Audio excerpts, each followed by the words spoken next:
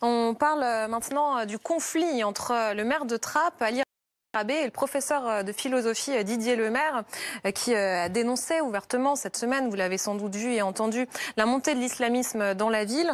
On en parle avec Rimbe. Bonsoir Rimbe, journaliste à BFM TV, et Rose Améziane, présidente de Mouv'T Territoire. Et si on en parle ce soir, Rimbe, c'est qu'il s'est passé quelque chose aujourd'hui. On l'a appris grâce à Véronique Fèvre. Le maire de la ville a distribué des tracts dans le lycée où enseigne ce professeur. Pour dire quoi? Alors oui, exactement. C'est une information qui nous a été confirmée par le rectorat de Versailles. Cet après-midi, plusieurs élus de Trappes, dont le maire, se sont effectivement introduits dans le lycée où enseigne ce professeur pour distribuer des tracts qui dénoncent en fait les propos de ce professeur. Je vous rappelle qu'il expliquait que la ville était tombée aux mains des islamistes. Alors pour bien comprendre, il y a eu plusieurs temps. Les élus ont d'abord commencé à tracter devant le lycée. À ce moment-là, le chef d'établissement sort, leur dit qu'il est interdit de pénétrer dans le lycée pour y donner leurs tracts. Ces mêmes élus s'y introduisent quand même et donc distribuent leurs tracts. Je vais vous lire un extrait de ce tract. Chacun a le droit de s'exprimer, mais je n'accepte pas, donc c'est le maire qui écrit, les propos violents tenus contre vous, les lycéens, et les trappistes qui condamnent par avance, qui relèguent, qui excluent. Donc voilà pour ce qui s'est passé aujourd'hui. Il faut savoir que l'éducation nationale a réagi de son côté, qu'elle condamne cette intrusion, que le fait qu'un tract politique soit distribué dans l'enceinte d'un établissement scolaire, les profs de leur côté ont écrit une lettre de soutien à leur collègue Didier Lemaire. Je vais vous lire aussi un extrait. Il s'est exposé à titre personnel pour défendre nos élèves contre l'emprise du radicalisme, emprise que nous percevons, dont nous percevons régulièrement les échos. La sincérité de son engagement ne fait aucun doute pour nous qui avons travaillé avec lui. Alors comment on en arrive à ça aujourd'hui? On va réécouter Didier Lemaire, ce professeur de philosophie qui a été interviewé dans de nombreux médias, et voici ce qu'il déclarait. Aujourd'hui, je suis accompagné au lycée par des policiers armés qui suivent mon véhicule et sécurisent mon entrée et ma sortie du lycée.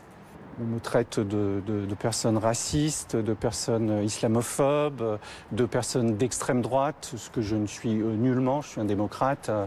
Et ces propos, évidemment, après l'assassinat de Samuel Paty, dans le contexte d'une ville comme Trappes qui est vraiment sous une très forte emprise islamiste, c'est me désigner comme une cible possible d'assassinat. Et celui qui est toujours maire de la ville, on vous expliquera pourquoi il y a une incertitude d'ailleurs sur ce titre. L'élection municipale a été invalidée, mais il est encore maire de la ville, avait très vite réagi. Dans ce pays, personne ne peut et ne doit être inquiété pour ce qu'il pense ou pour ce qu'il dit. Quoi qu'il dise et quoi qu'il pense. Donc je trouve insupportable les menaces dont il peut être l'objet.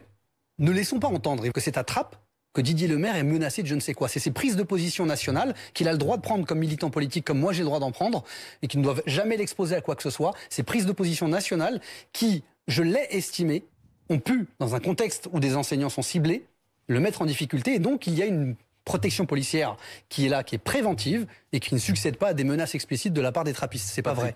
Le préfet des Yvelines aussi avait réagi.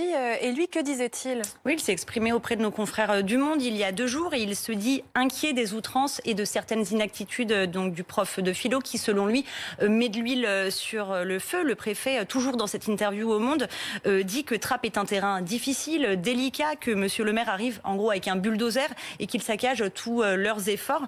Vous savez que Didier Lemaire expliquait qu'il était sous escorte policière, ce qu'a contesté en tout cas le préfet des Yvelines il y a 2 jours, il a expliqué que après l'assassinat de Samuel Paty, une escorte, plutôt une sécurisation aléatoire à l'entrée, à la sortie du lycée, parfois au domicile du professeur, a été mise en place par précaution, mais qu'elle était aléatoire et qu'il n'a jamais été sous escorte policière 24 heures sur 24. Et on a une réponse là-dessus. Oui. Maintenant, on sait, oui, il était protégé. Oui, et la réponse, elle vient de Gérald Darmanin, qui est rentré aujourd'hui dans la danse par le biais d'un tweet. Il dit qu'effectivement, Didier Lemaire bénéficiait depuis plusieurs jours d'une protection policière de la part des services de police des Yvelines, et le ministre de l'Intérieur a d'ailleurs précisé qu'il avait proposé cet après-midi aux professeurs de philosophie de bénéficier également, cette fois, d'une protection rapprochée. Merci beaucoup, Rimbe. Votre réaction maintenant, Rose Améziane, vous qui êtes présidente de Mouv'T Territoire, qui connaissez très bien la ville. Vous vous rangez du côté de quel point de vue? On voit qu'ils sont divers. Didier Lemaire, par exemple, lui-même, reconnaît avoir exagéré l'histoire des coiffeurs mixtes. Il disait qu'il n'y en avait pas dans la ville. Finalement, il dit qu'il est peut-être allé un peu trop loin dans ses propos. Mais est-ce qu'il disait quand même quelque chose de vrai ? Alors, vous savez, c'est exactement votre question, elle est assez symptomatique du débat actuel parce qu'il faudrait se ranger dans un camp. Je ne crois pas qu'il y ait de camp à avoir quand il faut se rallier du côté de la République. En revanche, on s'aperçoit qu'il y a quand même une séquence politique, clairement.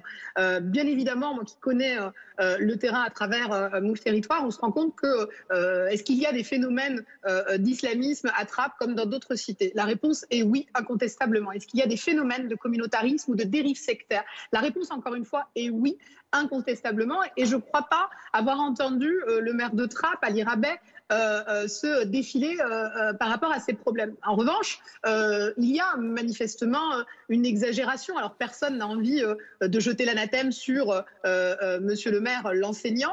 Personne n'a envie de remettre en cause ses propos, mais j'ai peine à croire qu'effectivement il n'y ait pas de coiffeur mixte, parce que je vous le confirme, il y en a bien 4 sur le territoire. De la même manière, lorsqu'il affirme que des gamins de maternelle ne chantent plus pour des questions religieuses, là encore une fois c'est faux. Et de la même manière, là on a eu encore une fois une séquence politique. Alors est-ce qu'il faut voir le débat qu'on a pu avoir aujourd'hui entre Gérald Darmanin et Marine Le Pen, l'une des raisons de la précipitation de cette nouvelle séquence politique avec ce qu'on a appelé des tracts? Alors moi je me suis procuré effectivement la lettre, puisqu'on me l'a transmise, les habitants me l'ont transmise.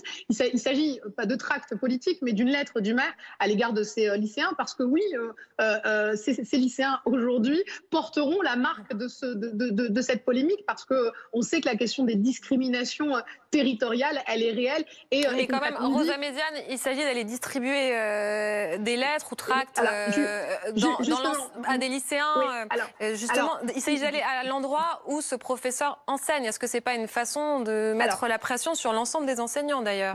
Moi je crois effectivement que ça peut être maladroit. Ce qui est difficile, en revanche, c'est que d'après les renseignements que j'ai pu avoir du corps enseignant, c'est que ça a été à l'invitation, en fait, du directeur d'établissement. J'ai eu des photos de cette rencontre. Je ne sais pas si vous pouvez les voir, je peux les défiler, mais ça a été un moment d'échange convivial. Là, vous voyez en fait une distribution de croissants, parce que ça, c'est quelque chose qui est organisé par les élèves pour pouvoir récolter des fonds pour un voyage.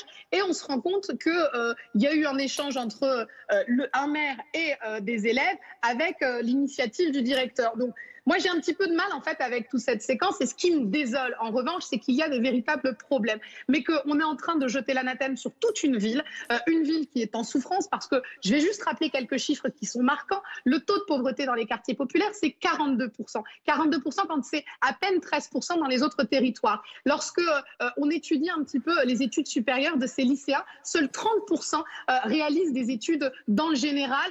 C'est plus de 40% pour les autres lycéens. Donc ça, c'est une difficulté qu'auront à subir ces élèves.